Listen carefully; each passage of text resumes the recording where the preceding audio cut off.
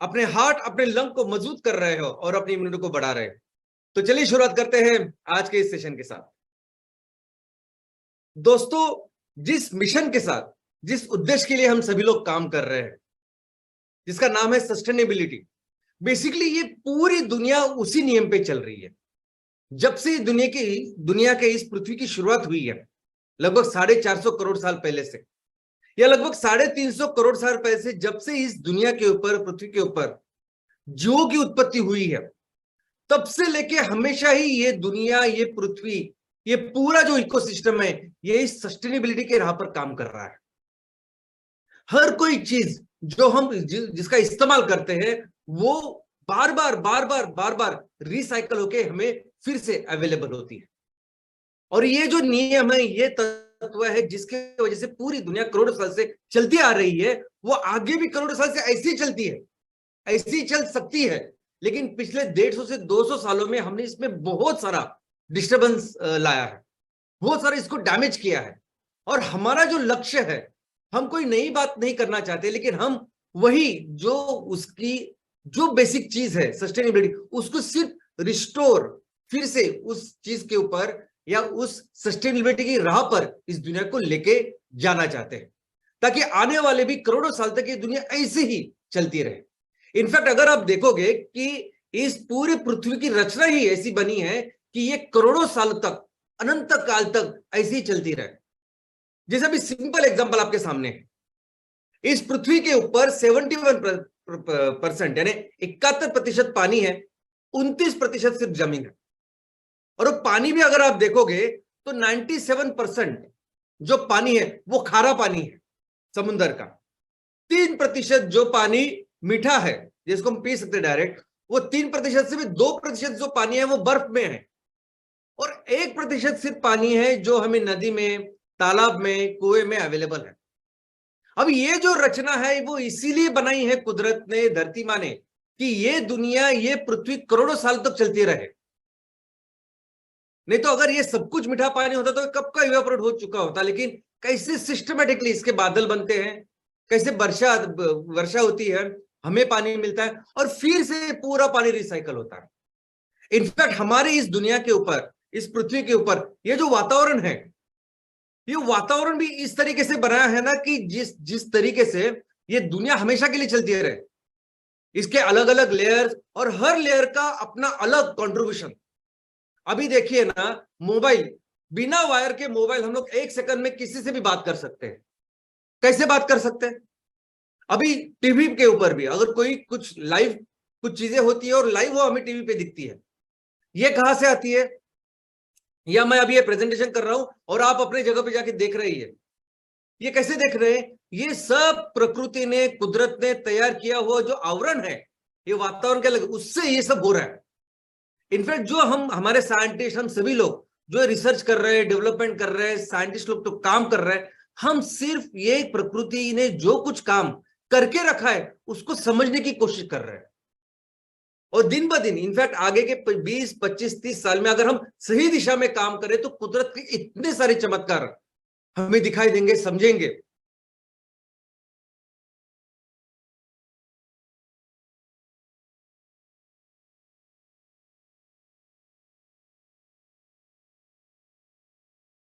तब कि जो सूक्ष्म जीव शास्त्र है, ये सबसे अहम, सबसे महत्वपूर्ण, अगर आप कमर्शियल एंगल से, बिजनेस के एंगल से, फ्यूचर के एंगल से अगर आप देखोगे तो सभी शास्त्रों में से सबसे इंपॉर्टेंट शास्त्र अगर कोई हो सकता है तो उसमें से एक है ये सूक्ष्म जीव शास्त्र। कैसे? चलो समझते हैं इसको। तो ये सूक्ष्म जीव, माइक्रो ऑर्गेनिज्म किसको कहते हैं? हम किसे कहेंगे सूक्ष्म जीव?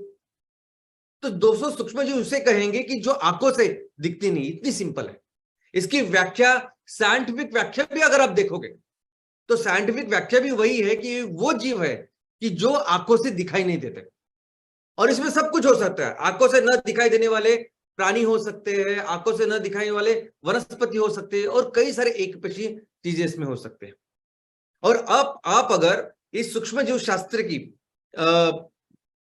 के बारे में और ज्यादा जानोगे, और बच्चों को आज की तारीख में जो पढ़ाया जाता है, और अगर आप स्कूल में पढ़ने वाले बच्चों को पूछेंगे कि सूक्ष्म जीव शास्त्र की खोज किसने की, तो बहुत सारे बच्चे ये उत्तर देंगे, जो उत्तर उनके किताबों में लिखा है कि 1850 में 1850 में लुईस पाश्चर करके एक संशोधक साइंटिस्ट था, उन्होंने इसकी खोज की, इस सूक्ष्म जीव की। और तब से बाद में हमें पता चला कि ऐसे सूक्ष्म जीव होते हैं और अलग अलग तरीके के होते हैं, अलग अलग उसकी कैटेगरी के होते हैं। लेकिन दोस्तों पूरी दुनिया को यह पता है, इनफैक्ट आप इंटरनेशनल कम्युनिटी को भी पूछेंगे तो लगभग 3000 साल पहले, यानी आज हम 2023 में हैं, 2023 यानी जीरो से शुरुआत हुई क्रिस्त की बात, तो 2023 साल हो गए। तो क्रिस्त पूर्व, ईस्वी सन पूर्व 600 साल पहले, उस टाइम में जो हमने जैन धर्म के लिए जो लिटरेचर का निर्माण किया, उन जैन धर्म के जो ग्रंथ है, जो किताबें हैं, उनमें हमने इस सूक्ष्म जीवों के बारे में डिटेल से विस्तार से लिखा हुआ है। तो आप समझ सकते हैं कि भारतीयों का नॉलेज क्या था। प्राचीन भारतीय इस चीजों के बारे में, इनफैक्ट कोई भी चीज आप साइंस और टेक्नोलॉजी के लीजिए, हम हमेशा उसमें बहुत बहुत आगे थे, पूरी दुनिया का नेतृत्व कर रहे थे। मैं हमेशा आपको एग्जांपल देता हूं जो स्ट्रक्चर आज हमारे आंखों के सामने, उसके बारे में। लेकिन दोस्तों कोई भी विषय हो, कोई भी सेक्टर हो, इस सेक्टर में भारतीय हमेशा आगे थे।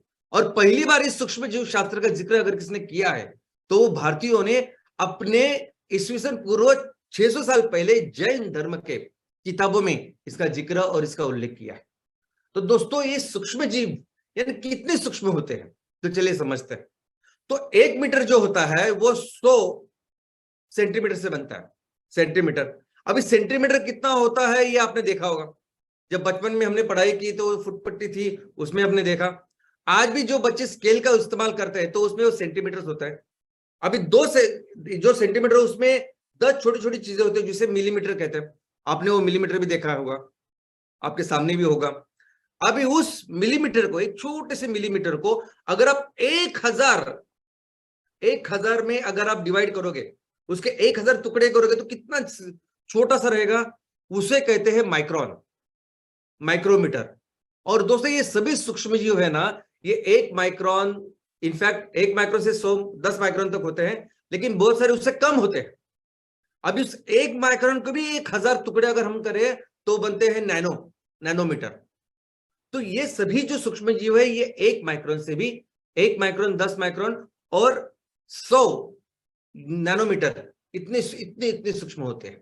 इनफैक्ट कई सारे ऐसे सूक्ष्म जीव है जो नॉर्मल हमारे जो लाइट माइक्रोस्कोप है उससे दिखाई नहीं देते, तो इलेक्ट्रॉन माइक्रोस्कोप से वो दिखते हैं। और ये इन्हीं बच्चों के स्कूलों में अगर आप देखोगे, किताबों में देखोगे तो इस माइक्रो ऑर्गेनिज्म के कितने सारे शाखाएं हैं, कितने इनके प्रकार है।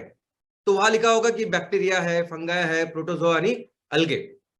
कुछ लोग समझते हैं कि इसमें 5वां प्रकार भी है, वो है वायरस। लेकिन बहुत सारे लोग वायरस को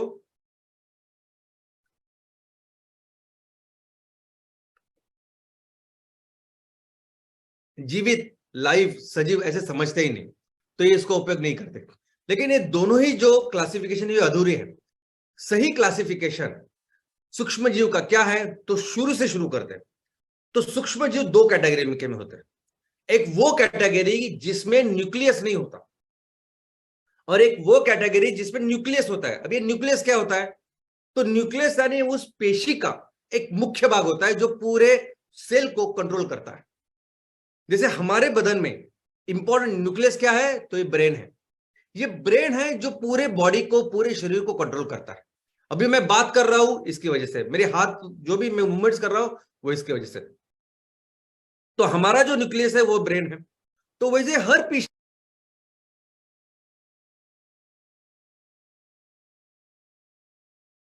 वो एक जगह पे न्यूक्लियस में नहीं है, अगर वो ऐसे ही पड़े हुए तो वो विदाउट न्यूक्लियस ऐसे जीव होते हैं। तो आप देख सकते हैं कि जो विदाउट न्यूक्लियस, जिनके पास न्यूक्लियस नहीं होता, वहां पूरे पेशी में वो सभी न्यूक्लियर मटेरियल ऐसे बिछे हुए रहते हैं, और जिसमें पेशी होते हैं वो सभी न्यूक्लियर मटेरियल उसमें इकट्ठा होकर उसका न्यूक्लियस बन जाता है। तो जिसमें न्यूक्लियस नहीं होता उसे कहते हैं प्रोकैरियोटिक, और जिसमें न्यूक्लियस है, जिसमें वो सेंट्रल कंट्रोलिंग पार्ट है, ब्रेन है जैसा हमारे जैसा, तो उसे कहते हैं यूकैरियोटिक। अभी ये जो वायरस है, वायरस क्या है? तो वायरस ऐसा जीव है कि जो जिंदा ही नहीं रह सकता। वो अगर वायरस बाहर जिंदा ही नहीं रह सकता, वो जिंदा तभी रहता तो वो किसी के वनस्पति में, किसी प्राणी के पेशी में ही जिंदा रह सकता है। वायरस ऐसा जीव भी नहीं बोल सकते, ऐसा सूक्ष्म जीव है कि जो अपने आप में जिंदा नहीं रह सकता। इसलिए वायरस का कहीं भी क्लासिफिकेशन नहीं। इन दो बहुत सारे लोग तो इसको जीव मानते ही नहीं। और इसमें क्या होता है? तो इसमें वही वो न्यूक्लियर मटेरियल होता है, आरएनए या डीएनए, और ऊपर सेल वॉल होती है। तो दोस्तों समझते हैं कि वो जीव को, वो सूक्ष्म जीव कि जिनमें वो न्यूक्लियस नहीं है, और इसमें दो फैमिलीज है, एक तो है आर्किया, दूसरी है बैक्टीरिया। अब ये आर्किया करके जो फैमिलीज है ना, वो बेसिकली लोग इसको अलग समझते नहीं, लोग इसको बैक्टीरिया ही समझते हैं। यानी जिसको न्यूक्लियस नहीं है, ऐसे सभी सूक्ष्म जीव को लोग बैक्टीरिया ही समझते हैं। अब ये आर्किया भी स्पेशलाइज्ड बैक्टीरिया है जो एक्सट्रीम कंडीशन में रहता है।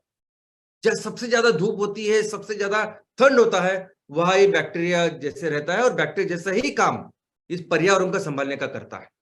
लेकिन बैक्टीरिया, अभी बैक्टीरिया ऐसी चीज है कि जो बहुत ज्यादा लोगों ने उसके बारे में पढ़ा है, समझा है। अभी आपने भी, सभी ने ऑलमोस्ट बैक्टीरिया के बारे में सुना होगा। क्या सुना होगा? तो बैक्टीरिया वो है कि जिससे बीमारियां होती है। ये बहुत ही गलत है दोस्तों। और ये गलत फहमी जो फैलाते हैं वो बहुत ऐसे टीवी ऐड वगैरह सब होते हैं। लोग जो बोलते हैं कि ये साबुन लगाइए, 99.99% बैक्टीरिया निकल जाएगी, खत्म हो जाएंगे। इससे हैंड वॉश कीजिए, 99.99% बैक्टीरिया खत्म हो जाएंगे। लेकिन दोस्तों हमको पता ही नहीं, मैक्सिमम जो बैक्टीरिया आज इस दुनिया में है, वो ये सभी बैक्टीरिया हमारे लिए बहुत यूजफुल है।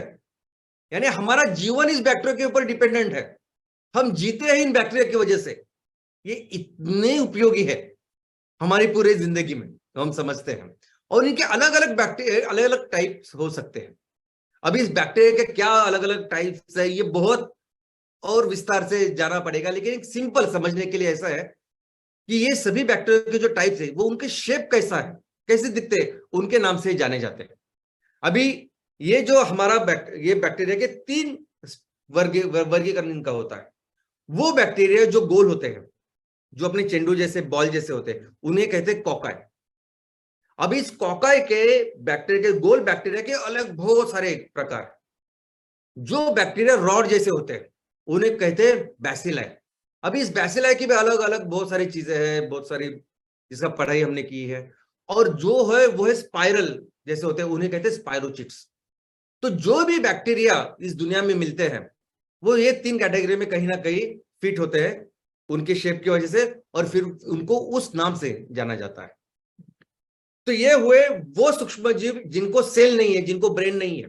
ओके, चलिए आते वो सूक्ष्म जीव को जिनके पास वो ब्रेन है, न्यूक्लियस है। तो जिनके पास न्यूक्लियस है वो सूक्ष्म जीव कौन से हो सकते हैं? तो वो हो सकते हैं एक पेशीय, यानी सिर्फ एक पेशी से बने हुए सूक्ष्म जीव, या वो होते हैं, वो हो सकते हैं ज्यादा पेशी, एक से ज्यादा, बहुपेशीय। बहुपेशीय यानी ज्यादा पेशी से बने हुए वो जीव हो सकते हैं। अभी इनमें 2 कैटेगरी है, एक वनस्पति प्राणी, एक पेशीय वनस्पति, एक पेशीय प्राणी। बहुपेशीय वनस्पति, बहुपेशीय प्राणी। अभी बहुपेशीय प्राणी हम भी है, आप है, मैं हूं, लेकिन दिख रहे हैं हम लोग, तो हम सूक्ष्म जीव नहीं है।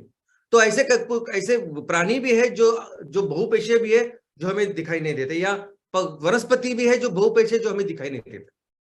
इसके अलावा एक है, इसे कहते हैं फंगाई। तो दोस्तों जो एक पेशीय वनस्पति और प्राणी होते हैं, वो एक पेशीय वनस्पति, एक पेशीय प्राणी, उसकी जो फैमिली है उसको कहते हैं प्रोटिस्टा। प्रोटिस्टा। अभी इस प्रोटिस्टा फैमिली में एक पेशीय जो वनस्पति है वो है अलगे। एक पेशीय वनस्पति है अलगे, और एक पेशीय प्राणी है प्रोटोजोआ। अभी ये अलगे जो है, दुनिया में वनस्पति की शुरुआत जो हुई है वो अलगे से हुई है। अलगे पूरी दुनिया के लिए, इकोसिस्टम के लिए, हम सब के लिए इतना जरूरी है। ये अलगे दुनिया में हर जगह पाए जाते हैं, हर प्रदेश में पाए जाते हैं। जो मनुष्य को पता है, ऐसे अलगे के 3 लाख से ज्यादा जाति है।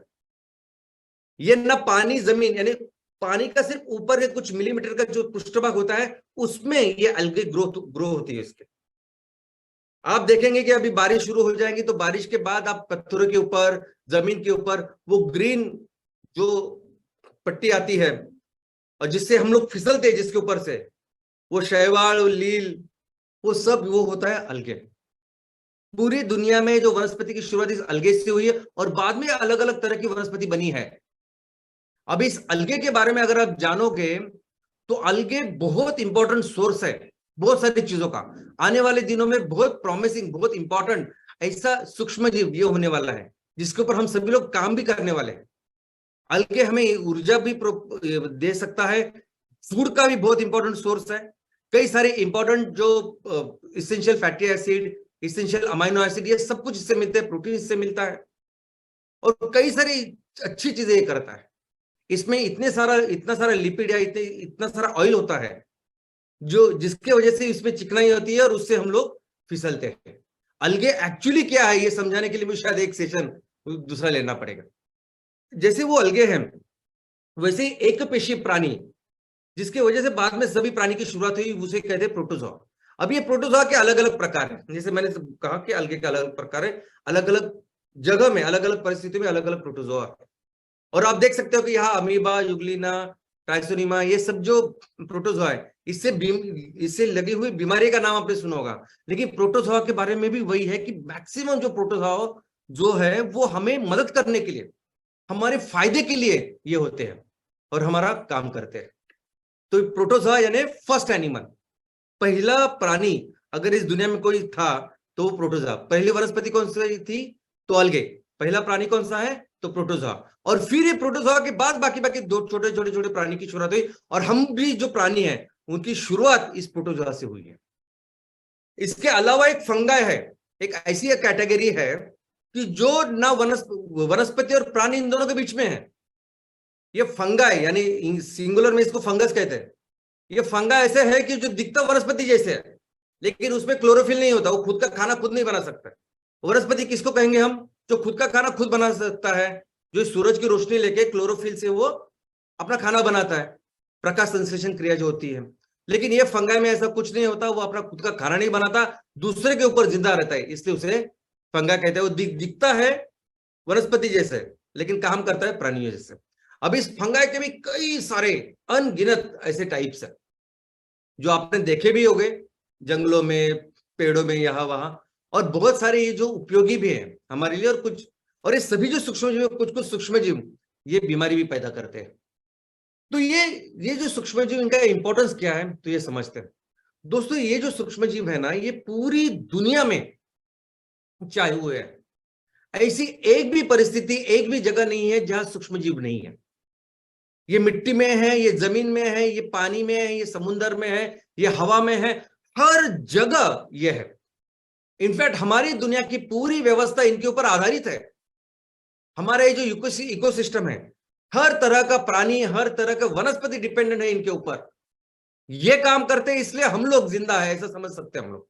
इतने ज्यादा डिपेंडेंट है हम इस सूक्ष्म जीवों के ऊपर। इनफैक्ट अभी ये जो पृथ्वी की शुरुआत हुई 450 करोड़ साल पहले, इस पृथ्वी की शुरुआत हुई, पृथ्वी की स्थापना हुई या उत्पत्ति हुई। उसके बाद 350 करोड़ यानी 100 करोड़ के बाद पहले जीव की शुरुआत हुई। वो पहला जीव था ये सूक्ष्म जीव, प्रोकैरियोट्स, यूकैरियोट्स। और बाद में ये सभी जो करोड़ों जीव भी हमको दिखाई देते हैं, ये सभी उनसे तैयार हुए हैं। लेकिन ये सभी तैयार भी हुए, लेकिन आज भी पूरी दुनिया में, पूरी पृथ्वी पे अगर हर जगह कुछ है, बाहर है, अंदर है, हर जगह, तो वो सूक्ष्म जीव है। इनफैक्ट आप सोच नहीं सकते, तो हर वनस्पति और हर प्राणी के ऊपर जो सरफेस है ना, वो हर जगह सूक्ष्म जीव होते हैं। और ये सूक्ष्म जीव इस वनस्पति को, उस प्राणी को बहुत सारी जगह से, बहुत सारी तरीके से उनकी मदद करते हैं। बाहर तो होते ही, अंदर भी होते हैं। सभी प्राणियों के अंदर ये सूक्ष्म जीव होते ही होते हैं। जैसे अभी एग्जांपल हमारा खुद का शरीर है। इसके पहले मैं आपको बताना चाहता हूं कि हर पहाड़, पत्थर, पर्वत, पानी, समुद्र, नदी, नाले, हर जगह सूक्ष्म जीव होते हैं। हम भी जो बने हुए सूक्ष्म जीव से बने, ऐसा मैं अगर बोलूंगा तो भी वो उचित होगा। हमारा ये जो पूरा शरीर है ना, हर शरीर के ऊपर सूक्ष्म जीव है, पूरा सरफेस। हमारा जो शरीर जब भी इकोसिस्टम के संपर्क में आता है वो हर भाग उसको कवर करते हैं सूक्ष्म जीव। और ये कवर करता नहीं, ये ढाल है, ये ढाल है जो हमें कई सारी इंफेक्शन, अनचाही चीजों से बचाती है। तो ये सभी जो बैक्टीरिया, सूक्ष्म जीव जो हमारे ऊपर है, ये हमारी मदद करते हैं, हमें बचाते हैं बाकी की चीजों से।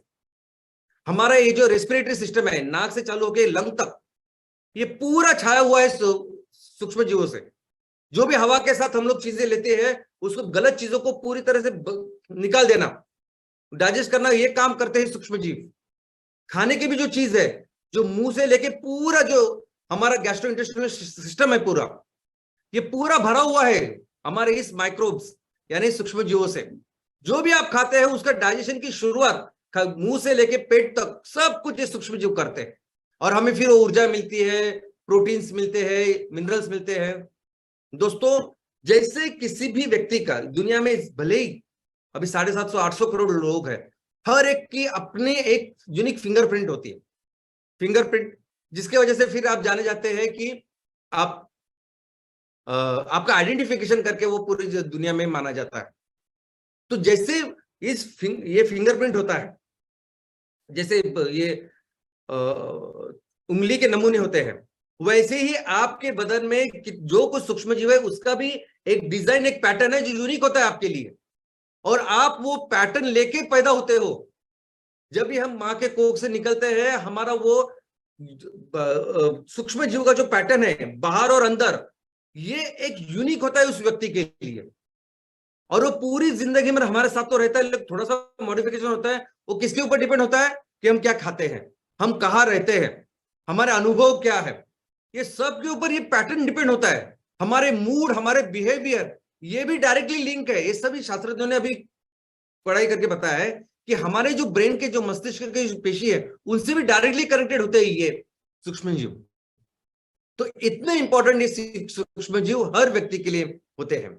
इनफैक्ट हमारा जो नॉलेज है कि ये सूक्ष्म जीव क्या क्या करते हैं, किस किस के लिए जिम्मेदार है, क्या और क्या कर सकते हैं, इनकी क्या ताकत हो सकती है, क्या कौन से प्रॉब्लम सॉल्व कर सकते हैं, ये हमारा नॉलेज बहुत कम है। सभी साइंटिस्ट पूरी दुनिया में जितने भी लोग सूक्ष्म जीव के ऊपर काम करते हैं, वो समझते हैं कि हमारा नॉलेज, हमारा जो ज्ञान है सूक्ष्म जीव के बारे में, ये तो ऐसे समझिए कि पूरे आइसबर्ग का एक टिप भी नहीं है, इतनी बहुत अंडरस्टैंडिंग करनी बाकी है। और ये सूक्ष्म जीव जो हमारी दुनिया के लिए, हमारे लिए इतने महत्वपूर्ण है, जो हमारी इतनी सहायता करते हैं, उस पर विपरीत परिणाम करते हैं एंटीबायोटिक्स। हम लोग एंटीबायोटिक्स खाते हैं ना बीमारी में, यानी जो बैक्टीरिया, बुरे बैक्टीरिया, बीमारी तैयार करने वाले बैक्टीरिया को मारने के लिए जो एंटीबायोटिक लेते हैं, ऑफकोर्स जब ज्यादा इन्फेक्शन होता है तो लेने जरूरी है। लेकिन आजकल ऐसे हुआ है ना कि जो भी सर्दी खांसी, यानी मौसम बदला तो भी हो सकती है सर्दी खांसी, इसको एलर्जी हो सकती है, पेट में कुछ गड़बड़ हो सकती है इनडाइजेशन की वजह से, कुछ भी हुआ तो आजकल के डॉक्टर एंटीबायोटिक देते हैं।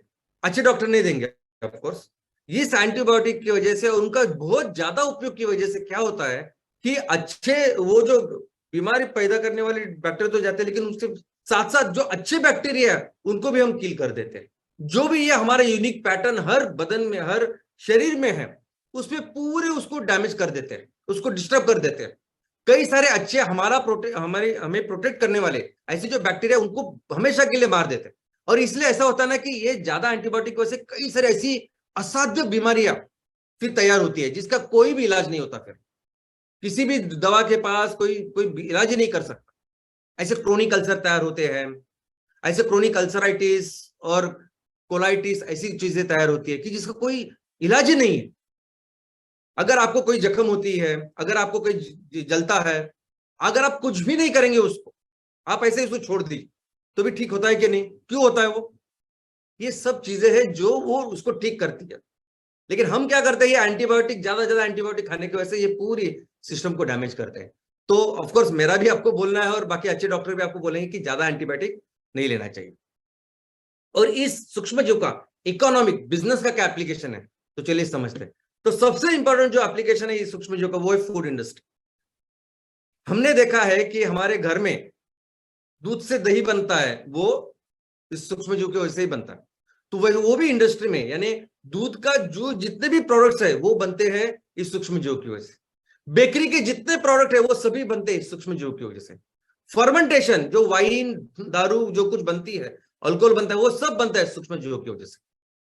इनफैक्ट अगर हमारे घर में दूध है, वो दूध आप ऐसे ही रखेंगे और वो जो खराब होगा वो खराब भी होगा सूक्ष्म जीव की वजह से, और अगर उसमें सही आप माइक्रो ऑर्गेनिज्म डालेंगे और उसको रखेंगे तो उसका दही भी बनेगा सूक्ष्म जीव की वजह से। और इससे कई सारे एप्लीकेशन है फूड इंडस्ट्री में जो इसकी वजह से होते हैं।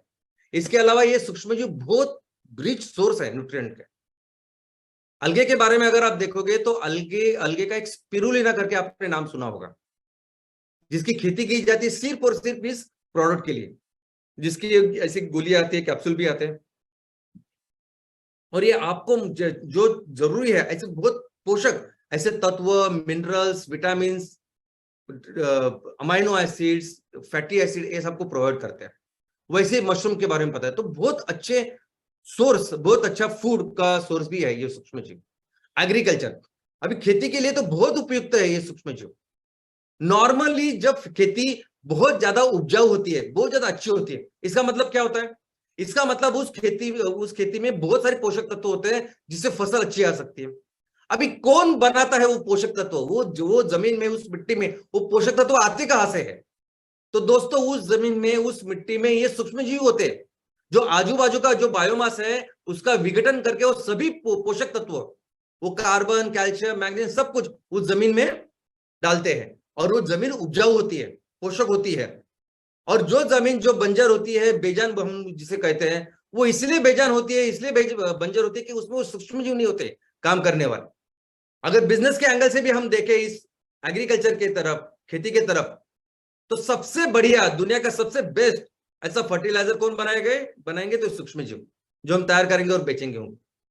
इसके अलावा अगर कोई भी बीमारी नहीं चाहिए तो जो पेस्टिसाइड्स है ना, वो केमिकल पेस्टिसाइड की कोई जरूरत नहीं, ये सूक्ष्म जीव दुनिया का सबसे बेस्ट पेस्टिसाइड बना सकते हैं। और एग्रीकल्चर की जो भी जरूरत है, हर जरूरत को पूरा कर सकते हैं ये सूक्ष्म जीव।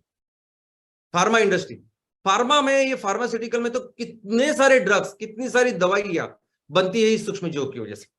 वो एंटीबायोटिक्स है, वो एंजाइम्स है, विटामिन है, ये सब बनते हैं इनके वजह से। वाटर ट्रीटमेंट, अभी पानी जब तालाब में से जब पीने के लिए आता है तो उसके लिए जो पीने के पहले जो प्रक्रिया, शुद्धिकरण प्रक्रिया होती है, जो प्लांट लगते हैं, मैक्सिमम प्लांट, ये प्लांट प्राणी शुद्धिकरण का काम ये करते हैं सूक्ष्म जीव। उसमें जो सूक्ष्म जीव होते हैं वो पानी में जो ऑर्गेनिक चीजें होती है उसको एलिमिनेट करते हैं, जो बीमारी पैदा कर सकती है। लेकिन सिर्फ पीने का पानी नहीं, जो वेस्ट वाटर है, जो इंडस्ट्री से निकलता है, जो सीवेज से निकलता है, इस पानी को भी पूरी तरह से क्लीन, पीने योग्य बना सकता है ये सूक्ष्म जीव।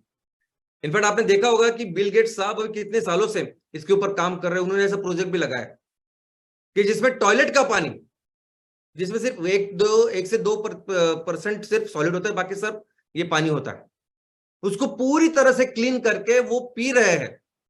ये आप वीडियो भी देख सकते हैं गूगल के ऊपर।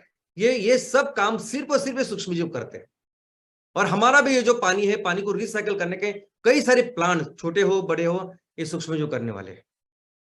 बायोफ्यूल, अभी फ्यूल सबसे बड़ा प्रॉब्लम है, पूरी दुनिया को ये फोसाइल फ्यूल मुक्त कर सकता है ये सूक्ष्म जीव। और कौन सा फ्यूल? बायोफ्यूल। दोस्तों एमसीएल फैमिली में हम जो काम कर रहे हैं, हम सभी मिलकर ये बायो सीएनजी की जो प्रोजेक्ट लगा रहे हैं, इसमें जो CBG I mean crude biogas और बाद में एमसीएनजी जो तैयार होगा, ये सब काम एक्चुअली ये सूक्ष्म जीव कर रहे हैं। ये जो हमारे रिएक्टर है ना, जिसको कहते हैं बायो रिएक्टर, अभी इस बायो रिएक्टर में जो काम, इस विघटन का, डाइजेशन का जो करते हैं ना, वो सूक्ष्म जीव ही है। अभी हमारा जो अगर रिएक्टर देखेंगे तो 4 अलग अलग, एक सेट में 4 अलग अलग रिएक्टर्स है, क्योंकि बायोगैस फॉर्मेशन की 4 स्टेजेस है। एक तो हाइड्रोलिसिस, एसिडोजेनेसिस, एसिटोजेनेसिस और मिथेनोजेनेसिस। तो हर रिएक्टर में अलग अलग तरह के वो सूक्ष्म जीव है, वो कंसोर्शियम है जो आपका रॉ मटेरियल है वो पूरी तरह से डाइजेस्ट करता है। अभी हम एमसीएल में, अभी पूरी दुनिया में, और अगर मैं भारत की सिर्फ बात करूं तो 1984 से भारत में बायोगैस एसोसिएशन या बायोगैस का स्वतंत्र विभाग है, डिपार्टमेंट है। तब से लेके आज तक जितने भी कंपनियां इस बायोगैस में काम कर रही है, बायो सीएनजी में काम कर रही है, आप सब प्रोजेक्ट देखिए। आप ये सभी प्रोजेक्ट मैक्सिमम वेस्ट के ऊपर है या तो गोबर के ऊपर है, सभी। आई मीन आप कहीं भी जाके देखिए, पूरी दुनिया के, अभी पूरे भारत की जो सबसे नंबर 1 जो ऑर्गेनाइजेशन है वो है BIRC, Bhabha atomic research centre. उनके कई सारे प्रोजेक्ट लगे हुए हैं, छोटे छोटे बड़े बड़े, वो सब वेस्ट के ऊपर काम करते हैं। और जो अपने आप को CNG के या CBG के या बायोगैस में खुद को बहुत बड़ा समझते हैं, तोप समझते हैं।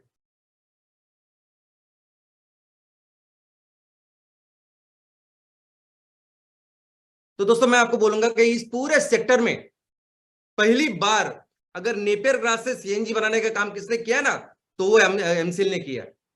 और आज ऐसी परिस्थिति कि ये सभी जो बाकी की कंपनियां तो छोड़ दिए, इंस्टीट्यूशंस वो हमारे पास आते हैं कि उनको हमारे साथ काम करना है। पूरी दुनिया में इस नेपियर ग्रास के साथ या इसके ऊपर बायोकोल बनाने की कोई फैक्ट्री नहीं है जो एमसीएल ने सिर्फ नेपियर ग्रास के ऊपर की है, जो सिस्टमेटिकली नेपियर ग्रास जो एमसीएल कर रहा है, इतने सारे प्रोजेक्ट्स लगाए हैं। यानी जिनको समझता ही नहीं है, जो कई सालों से सिर्फ कचरे के ऊपर काम कर रहे हैं और एक प्रोजेक्ट ठीक से लगा नहीं पा रहे, उनको वो बोल रहे हैं कि एमसीएल के पास टेक्नोलॉजी के बारे में क्या है। हम इस सेक्टर में एप्पल है, एप्पल मर्सिडीज है, हम जब काम करेंगे, हम जब प्रोजेक्ट लेके आएंगे ना, वो देख के लोग सीखेंगे इसके आगे। आपने वो एमकोल के बारे में, एम पिलेट्स अभी आने वाले हैं, कौन सी मशीन देखी होगी अपनी एम पिलेट्स की? अभी कुछ दिनों के बाद मैं आपको वीडियो सेंड करता हूं कि कौन सी मशीन हम तैयार कर रहे हैं, कौन सी मशीन आपके वहां आपके तहसीलों में आएगी और किस तरह का पिलेट्स हम लोग बनाएंगे। ये जो आप स्टोव की बात कर रहे हैं ना, जो आप पूरे स्टोव जाके देखिए, अब जब एमसीएल स्टोव आएगा ना, उस एमसीएल के स्टोव के फोटो नहीं, प्रॉपर वीडियो और पूरे डेमो हम आपको दे देंगे। हमारे जितने R&D साइट्स चालू है ना, रिसर्च एंड डेवलपमेंट, वो किसी के नहीं है पूरी भारत में। भारत दुनिया के बारे में मुझे नहीं पता। इनफैक्ट हमारे ये जो कोलार जो आप जाते हैं, ये कोलार हमारा एक ऐसा साइट है, कोई भी कंपनी नहीं बताएगी उसका रिसर्च कहां चालू है करके। इतने बड़े लेवल पे हम काम कर रहे हैं। ये एमकोल की, MCNG की ये जो हमारी टेक्नोलॉजी जो आप देख रहे हैं, MBTG जेथ, जे यानी ABCDEFG, उसके बाद जो जे आता है वो है वो। तो सोचिए हम कौन से लेवल पे काम कर रहे हैं, जो हमारी टेक्नोलॉजी पेटेंट करके बैठे हम लोग। तो हर इस चीज पे, इस विषय में, इनफैक्ट बायोफ्यूल सेक्टर में हम बहुत आगे हैं और बहुत फास्ट अभी इसको करने वाले हैं। अभी इसको अलगे बायोफ्यूल, अभी इस सूक्ष्म जीव से बायोफ्यूल भी बनता है, अभी दुनिया वाले आपको बताएंगे। लेकिन 2008 में मैंने डॉक्टर लवेश यादव और हमने मुंबई के नजदीक विरार करके प्लेस है एक, तो वहां दुनिया का सबसे बड़ा प्लांट लगाया हमने। लेकिन हमको पता है कि जो किसान कर सकते हैं, सबसे बेस्ट, सबसे बढ़िया नेपियर ग्रास ही कर सकते हैं। अलगे भी करेंगे लेकिन उस दूसरे चीज के लिए करेंगे। अभी ये सूक्ष्म जीव है, वो कमर्शियल, इंडस्ट्रियल कई सारे से केमिकल्स बनाते हैं, एंजाइम्स बनाते हैं, जो आज की तारीख में कई सारी इंडस्ट्रीज में कमर्शियल प्लेसेस में इसका उपयोग होता है। इसके अलावा वॉरफेयर, यानी इस सूक्ष्म जीवों का युद्ध करने के लिए भी उपयोग किया जाता है। अभी हमें पता है कि मैक्सिमम जो सूक्ष्म जीव है वो अच्छे होते हैं, हमारी भलाई के लिए होते हैं, लेकिन कुछ ऑफकोर्स सूक्ष्म जीव है जिसके लिए बीमारी है, जिसकी वजह से बीमारी होती है। तो लोग बीमारी फैलाने के लिए इसका उपयोग करते हैं, युद्ध में उपयोग करते हैं। सबसे पहला उपयोग जो डॉक्यूमेंटेड है वो 1948 में इजराइल ने किया था, और आज भी ऐसे कहा जाता है, हमें बहुत सारे लोगों ने किया है, ऐसे र्यूमर है, आज भी ऐसा र्यूमर है, ऐसा कहा जाता है कि आज भी रशिया और यूक्रेन का युद्ध चल रहा है, उसमें भी इसका उपयोग हो रहा है।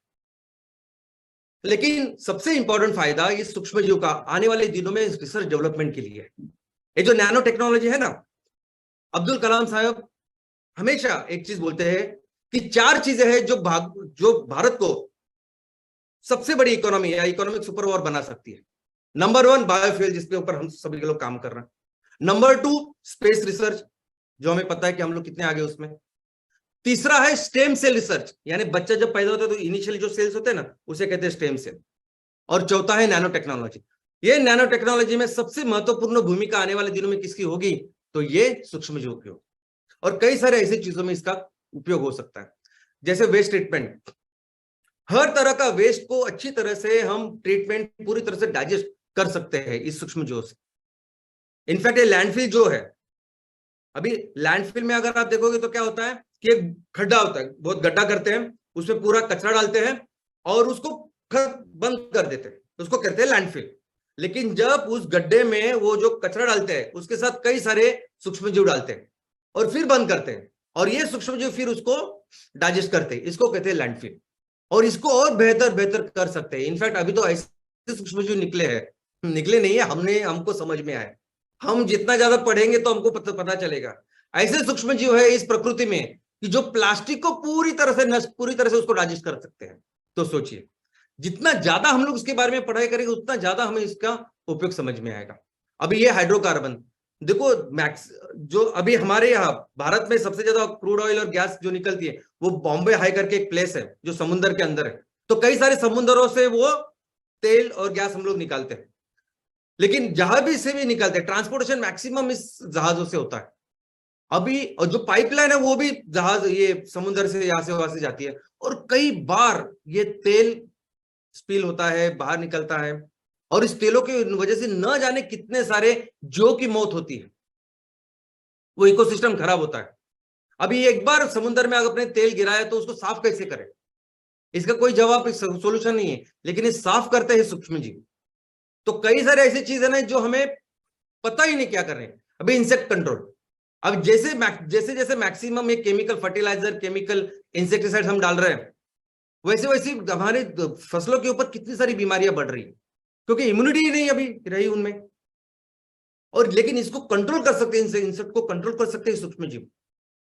जैसे हमने देखा कि मच्छर जो जहां तैयार होते हैं पानी में, अगर वो डालोगे तो ये पूरी तरह बिल्कुल मच्छर तैयार नहीं होते। वैसे ही बायोलॉजिकल कंट्रोल बहुत सारा है, और बायोलॉजिकल कंट्रोल यानी सूक्ष्मजीव कोई भी बीमारी से निपट सकते हैं। ये सूक्ष्मजीव बिल्डिंग मटेरियल, इस सूक्ष्मजीव से बिल्डिंग मटेरियल भी बनता है, जैसे लाइमस्टोन। इनफैक्ट पुराने जमाने के कई सारे स्ट्रक्चर इससे बने हुए हैं। इजिप्ट के जो पिरामिड्स हैं वहां भी ये लाइमस्टोन का उपयोग किया गया है, और ये लाइमस्टोन बनते भी है सूक्ष्मजीव की वजह से। मेडिकल साइंस, कई सारे ऐसे एप्लीकेशंस है। अभी ऑर्गन ट्रांसप्लांट, यानी हम कहते हैं ना liver transplant, kidney transplant, heart transplant, कोई भी दूसरी की चीज अगर अपने शरीर में आए तो शरीर उसको बर्दाश्त नहीं करता, उसके अगेंस्ट, उसके खिलाफ रिएक्शन करता है, उसको रिजेक्ट कर देता है। लेकिन उस ऑर्गन को अगर सही करना है, उसको एक्सेप्ट करना है, उसको रिजेक्शन नहीं होना चाहिए, तो ये काम करता है सूक्ष्मजीव। अगर आप अंदर उसके सूक्ष्मजीव डाले, जो उगा है उसका कल्चर डालोगे तो वो एक्सेप्ट कर देता है। और ऐसे कई सारे मेडिकल साइंस में आने वाली चीज अलग अलग रिसर्च हो रही है कि जैसे एंटी फंगल बेहतर, कोलेस्ट्रॉल को कैसे कम करने का, और कई सारी चीजें इसके ऊपर दवाई है सूक्ष्मजीव। तो दोस्तों आज हमारे सामने कई सारे प्रॉब्लम्स है, चैलेंजेस है। इन मैक्सिमम प्रॉब्लम चैलेंजेस को पूरी तरह से सॉल्व कर सकते हैं सूक्ष्मजीव। इनके बारे में हमें पता ही नहीं है। हमारा पूरा जो फ्यूल का जो प्रॉब्लम है पूरी तरह से सॉल्व कर सकते हैं सूक्ष्मजीव। फूड जो चाहिए उसको सॉल्व कर सकते हैं सूक्ष्मजीव। हर तरह का प्रदूषण और जो वेस्ट है उसको पूरी तरह से एलिमिनेट करने का काम करते हैं सूक्ष्मजीव। इनफैक्ट आज बीमारियां, मैंने अभी आपको फसलों की बीमारी बताई, हमारी भी कितनी सारी बीमारियां हैं। कई सारी बीमारियां जिनके पास कोई सोल्यूशन ही नहीं है, ऑप्शन ही नहीं है। ऐसी कई सारी बीमारियों का ऑप्शन या सोल्यूशन होने वाला है ये सूक्ष्मजीव। कई सारे प्रॉब्लम को ठीक करने वाले हैं इस सूक्ष्मजीव, क्योंकि कुदरत ने बनाया है उस वैसे, सिर्फ हमको समझना बाकी है। इनफैक्ट अभी आने वाले दिनों में एमसीएल, हमारा काम क्या है कि हमें इस दुनिया को फिर से सस्टेनेबिलिटी की दिशा में उसको उस ट्रैक पे लेके जाना है। तो उसके लिए सबसे इंपॉर्टेंट काम अगर कोई करेगा तो वो सूक्ष्मजीव, और हमें आने वाले दिनों में बहुत ज्यादा फोकस करके काम करना पड़ेगा इस सूक्ष्मजीव के ऊपर। आने वाले दिनों में एक बहुत बड़ी ब्रांच हमारी लोगों की होने वाली, जो सिर्फ और सिर्फ सूक्ष्मजीव में काम करेंगे। लेकिन अभी क्या है कि अभी परिस्थिति ऐसी बिगड़ रही है, ये क्लाइमेट चेंज जो हो रहा है, ये क्लाइमेट चेंज की वजह से ये सूक्ष्मजीव की जो व्यवस्था कुदरत ने बनाई है, ये प्रकृति ने बनाई है, ये अभी बहुत धीरे धीरे करके बिगड़ रही है, डिस्टर्ब हो रही है। और जो अच्छा काम सूक्ष्मजीव हमारे लिए कर रहे हैं, फिर फसलों के लिए कर रहे हैं, और सभी वनस्पति प्राणी के लिए कर रहे हैं, वो उनका कॉन्ट्रीब्यूशन कम कर रहे हैं। और हमारा बहुत इंपॉर्टेंट काम है कि उनको बचाना, इस क्लाइमेट चेंज को पूरी तरह से अभी ना बंद करना। अभी ये तो सूक्ष्मजीव की है, लेकिन परिस्थिति आपके सामने भी है ना। आज इतने दिन हो गए लेकिन बारिश नहीं है। जब हमने देखा कि गर्मी के समय में हर दिन कहीं ना कहीं, जब फसल पूरी तरह से तैयार थी, तब हर दिन कहीं ना कहीं बारिश, तूफानों के साथ बारिश आती थी और पूरी फसल उसने उजाड़ दी। और आज जब किसान राह देख रहे हैं तो एक बारिश का बूंद नहीं, और बिपोर जाए करके वो तूफान गुजरात में आके अभी राजस्थान में तबाही कर रहा है। यानी आप देख रहे हैं कितना बिगड़ा है। हमें बहुत जोर से, बहुत एग्रेसिवली, अभी आने वाले दिनों में बहुत एग्रेसिवली हम काम करने वाले इसके ऊपर। हम सब मिलके हमारे किसानों, जो किसान भाई है, उनका सहारा लेके और ऑफकोर्स उनके भरोसे हम इस ग्लोबल वार्मिंग को पूरी तरह से उसको बंद करेंगे। इनफैक्ट अभी आने वाले दिनों में ऐसा काम करना पड़ेगा कि 3 और मैक्सिमम 5 सालों में ये पूरा जो बदला हुआ मौसम है ये फिर से पूर्ववत हो जाए, फिर से रिस्टोर हो जाए। और ये काम हम करेंगे, करना ही पड़ेगा। ऐसी परिस्थिति आज हमारे सामने है। देखो दोस्तों, सभी लोग अभी एमसीएल की तरफ जब देखते हैं ना, तब एमसीएल की तरफ वो एक बिजनेस करके देखते हैं, प्रोजेक्ट, प्रॉफिट, फंडिंग, पैसा बस। हमारे लिए ये जो काम हम कर रहे हैं ना, हमारे लिए एक बहुत बड़ा मिशन है। हमने जिसके लिए स्थापना की एमसीएल की, ये हमने एक क्रांति के लिए, एक रिवोल्यूशन के लिए की है। और वो रिवोल्यूशन, वो मिशन है इस धरती को बचाना। हम सभी जो काम कर रहे हैं ना, एमसीएल जो काम कर रहा है, सिर्फ धरती को बचाने के लिए काम कर रहा है। और हम बहुत सही दिशा में काम कर रहे हैं, बहुत सही दिशा में काम कर रहे हैं, बहुत अच्छे स्पीड से काम कर रहे हैं। और आने वाले दिनों में हमें करके ही रहेंगे, हम सभी लोग मिलकर। और ये जो प्रोसेस है ना, जिसमें हम लोग काम करेंगे, एमसीएल दुनिया की सबसे बड़ी कंपनी बनेगी और मिलकर हम अपने देश को फिर से दुनिया की सबसे बड़ी अर्थव्यवस्था बनाएंगे। धन्यवाद। जय हिंद, जय एमसीएल।